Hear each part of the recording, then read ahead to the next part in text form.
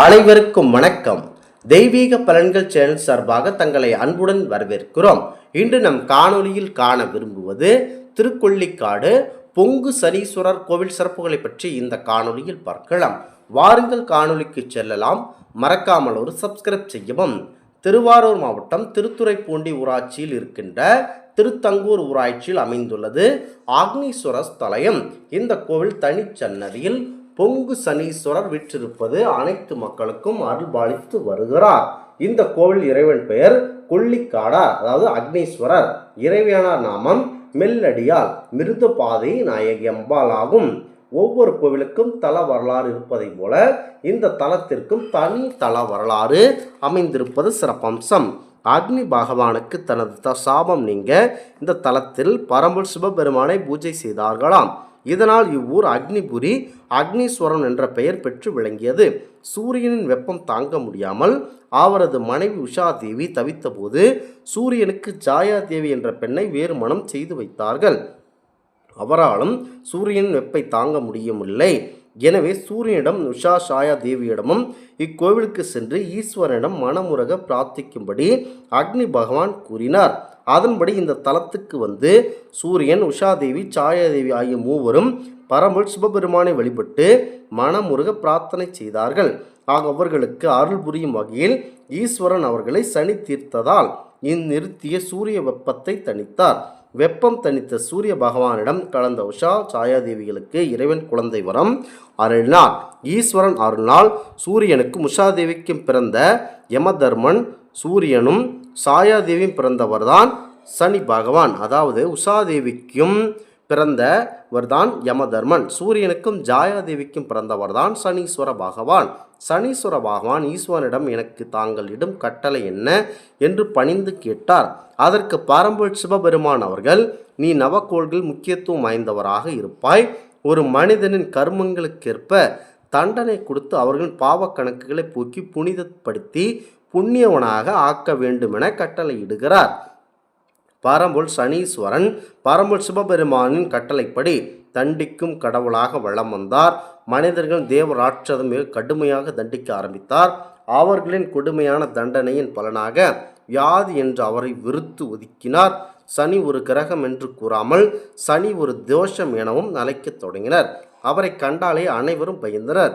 சனீஸ்வரன் தானும் எல்லா தெய்வங்களைப் போல அருள்பாலிக்கும் தெய்வமாகவும் கேட்டவர்களுக்கு கேட்ட வரங்களை தருபவராகவும் விளங்க வேண்டும் என எண்ணினார். தனது விருப்பத்தை வசிஷ்ட முனிவரிடம் தெரிவித்தார். அவருடைய கூற்றுப்படி சனீஸ்வரன் நோக்கி, அதாவது சனீஸ்வரர் அக்னீஸ்வரம் என்னும் இந்த தலத்திற்கு வந்து பரம்பொருள் சிவபெருமானை நோக்கி கடும் தவம் புரிந்தார். அவரது தவத்துக்கு மனம் இறங்கிய பரம்பொருள் சிவபெருமான் அக்னி உருவில் தரிசனம் தந்து சனி பகவானை பொங்கு சனியாக மறு அவதாரம் எடுக்க செய்தார், அருள் பாலித்தார். மேலும் அவர் கையில் இருந்த தண்டத்தை, அதாவது தண்டனை தரும் ஆயுதங்களுக்கு பதிலாக பலராமர், பரசுராமர், குபேர் மூவர் கையில் உள்ள ஏற்கலப்பையை கொடுத்தார். பின்னர் அருகே மகாலட்சுமி அமர்த்தினார். பழைய தண்டனைக்கு தரும் குணம் தலை தூக்காத வண்ணம் சனீஸ்வரன் குரு பார்வை, அதாவது குருவான பைரவரை நேரில் பார்த்து வழிபட வேண்டும் எனார். சனீஸ்வரன் வீற்றிருக்கும் பக்தர்களுக்கு அருள்பாலித்து வருகிறார். இந்த கோவிலின் இறைவன் பெயர் கொள்ளிக்காடார் என அழைக்கப்பட்டது. முக்கியமாக சனீஸ்வரன் என்றாலே அனைத்து மக்களுக்கும் பயமாகத்தான் இருக்கும். குரு பார்க்க கோடி நன்மை. அருள்பாலிக்கும் தெய்வமாக தம்மையும் சனீஸ்வரனையும் வழிபடுவதற்கு சனி கிரகம் தொடர்பான எல்லா துர்பலன்களையும் விளக்கும்படியும் கேட்டவர்களுக்கு கேட்டை தருபவர்களாகவும் புகழ் ஓங்க செய்பவராகவும் மாற்றினார். இவரை குடும்பத்துடன் தரிசித்தால் கூடினாருக்கு அருள் செய்வார். கொள்ளிக்காடாறு என்ற பதிக பாடலுக்கு இணங்க சனீஸ்வர பெருமானை அருள்பாலிக்கும் பொங்கு சனியாக ஆக்கி மாக்கினார். இந்த கோவிலுக்கு வன்னி மரம், ஓமத்தை கொன்றை என 3 தல விருட்சங்கள் உள்ளன. அதில் ஓமத்தை மனக்கவலையை போக்கக்கூடியது, கொன்றை எப்படி கொத்தாக பூ பிஞ்சு இலைகளோடு இருக்கிறதோ அதுபோல குடும்ப ஒற்றுமை அளிக்கிறது. வன்னி மரம் வழக்கிலது லக்ஷ்மி கடாட்சம் அளிக்கக்கூடியது. நவகிரகங்கள் பொதுவாக ஒன்றை ஒன்று பாராமல் தரிசனம் தருவார்கள். ஆனால் இவ்கோவிலில் பாவடிவில் இறையொருவர் நோக்கிய வண்ணம் காட்சி தருகின்றனர். நாம் செய்த பாவங்கள் அனைத்தையும் இந்த கோவிலுக்கு வந்து இறைவன் அழித்து விடுவதால் பாவங்களுக்கு தண்டனை அளிக்கும் வேலை நவகிரகங்களுக்கு இல்லை. ஆதலால் நவகிரகங்கள் ஒருவரை ஒருவர் பார்த்த வண்ணம் இங்கு காட்சியளிக்கின்றனர். சனி கிரகத்தால் பாதிக்கப்படுபவர்கள் அதிலிருந்து விடுபட சனிக்கிழமை தோறும் கோவிலுக்கு செல்ல வேண்டும். அங்குள்ள குளத்தில் குளித்துவிட்டு சனீஸ்வர பகவானுக்கு உகந்த எள்ளும் கருப்பு துணியால் எள் தீபம் ஏற்ற வேண்டும். பின்னர் சனீஸ்வரர் கோவிலுக்கு சென்று குடும்பத்தில் உள்ள அனைவரது பெயரிலும் கண்டிப்பாக அர்ச்சனை செய்ய வேண்டும். தொடர்ந்து சனி பகவானின் எதிர்ப்புறத்தில் உள்ள பைரவர் கோயிலுக்கு சென்று வாசனை மலர்கள், வில்வ இலை, தேங்காய், வாழைப்பழம், ஊதுபத்தி, சாம்பிராணி ஆகியவற்றை பைரவருக்கு அர்ச்சனை செய்து விளக்கேற்றி சனியின் நேரடி பார்வையில் உள்ள பைரவரை வணங்குவதால் சனியின் தாக்கம் முழுமையாக குறையும். நவ கிரகங்களை வழிபடும் 3 முறை வலம் வந்து வலது புறமும் உள்ள குரு தட்சிணாமூர்த்தியை வணங்க வேண்டும். பின்னர் கோயில் உள்ளே சென்றால் தெற்கு நோக்கி பஞ்சமில்லியாண்டால் மிருதபாதன் ஆகிய அம்மனை வழிபட்டு மேற்கு நோக்கி பார்க்கும் கொல்லிக்காடார் என்று அழைக்கப்படக்கூடிய அக்னீஸ்வரரை அதாவது சிவபெருமானை வணங்கி அர்ச்சனை செய்துவிட்டு வெளியே வந்து பாரம்புல் விநாயகரை வணங்கினால் அனைத்து தோஷங்களும் நீங்கும் என்பது ஐதீகமாகும். பொதுவாக நம் ஆலயத்திற்கு சென்றால் முதலில் பாரம்புல் விநாயகப் பெருமானை வணங்குவோம். அதன் பின் தான் மற்ற தெய்வங்களை வணங்குவோம். ஆனால் இந்த கோவிலுக்கு வந்து பொறுத்தவரை முதல் சனி பகவானை வணங்கிவிட்டு பின்னர் மற்ற தெய்வங்களை வணங்கிவிட்டு இறுதியாக பாரம்புல் விநாயகரை வணங்க வேண்டும். பின்னர் கோவிலுக்கு வெளியே வந்து எள் சாதம், தயிர் சாதத்துக்கு ஆக்கத்திற்கு 3 உருண்டை வைக்க வேண்டும். தொடர்ந்து அங்கு இருக்கும் முதியோர்களுக்கு, பிச்சை எடுப்பவர்களுக்கு அன்னதானம் செய்தால் தோஷம் நீங்கும் என்பது ஐதீகம். இதைத்தான் கருக்குவளை மலர் சாற்றி எள் தீபமேற்றி தயிர் சாதம், எள் சாதம் வழங்கி கைகூப்பி வணங்கினால் கஷ்டங்கள் எல்லாம் நீங்கும் என ஒரு பாடல் கூறுகிறது.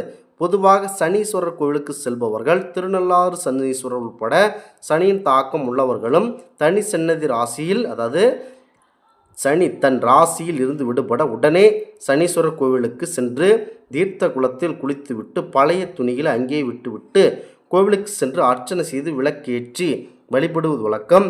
ஆனால் இந்த தலத்திற்கு பொறுத்தவரை ஒரு ராசிக்கு தனது சனி வந்த உடனேயே கஷ்டங்கள் வந்துவிடும். அப்போதுதான் அதன் தாக்கத்தை குறைக்க வாரம் பொங்கு சனீஸ்வரர் ஆலயத்திற்கு சென்றால் சனியின் தாக்கம் உடனடியாக குறையும். எள் சாதம், எள் உருண்டை, உளுந்த வடை, முக்கியமாக பதங்கள் ஆகியவற்றை திருக்கொள்ளிக்காடு சனீஸ்வரர் ஆலயத்திற்கு நெய்வேத்தியமாக படைக்கப்படுகிறது. பதகங்கள் என்பது திராட்சை, பேரிச்சம், ஆப்பிள், மாதுளம் போன்ற கலவையாகும். திருவாதிரை நட்சத்திரக்காரர்கள் அன்றைய தினம் மேற்கொண்டவை நைவேத்தியத்தை சனீஸ்வரனுக்கு படைத்து பின்னர் பரிகாரமும் பக்தர்களும் விநியோகம் செய்கின்றனர். இதனை பிரசாதமாக உண்பவர்களுக்கு நீடித்த ஆயுள் கிடைக்கும் என கூறப்படுகிறது. சாதக ரீதியாக தோஷங்கள் அனைத்தும் நீங்கி புகழ் பெறும். முக்கியமாக பொங்கு சனீஸ்வரர் ஆலயத்திற்கு வந்து அனைத்து விதமான உங்களுடைய தோஷத்தை போக்கிக் கொள்ளுங்கள். திருநள்ளாறு சனீஸ்வரன் கோயிலை பொறுத்தவரை நலன் சக்கரவர்த்தியின் புகழ் மட்டுமே ஓங்கி இருக்கிறது. ஆனால் பொங்கு சனீஸ்வரர் ஆலயத்தில் சனி பகவான் தனி சன்னதியில் அருள்பாலிப்பது இது பொங்கு சனீஸ்வரர் ஆலயம் என்று அழைக்கப்படுகிறது. இங்கு செல்லும் அனைத்து மக்களுக்கும் அனைத்து விதமான தோஷங்களும் விளக்கப்பெறுகிறது என்பது ஐதீகமாகும். இந்த ஆன்மீக தகவல் உங்களுக்கு பிடித்து இருந்தால் தெய்வீக பலன்கள் சேனலை கண்டிப்பாக சப்ஸ்கிரைப் செய்து கொள்ளவும். மீண்டும் ஒரு நல்லதொரு காணொலியில் உங்களை சந்திக்கிறோம். நன்றி, வணக்கம்.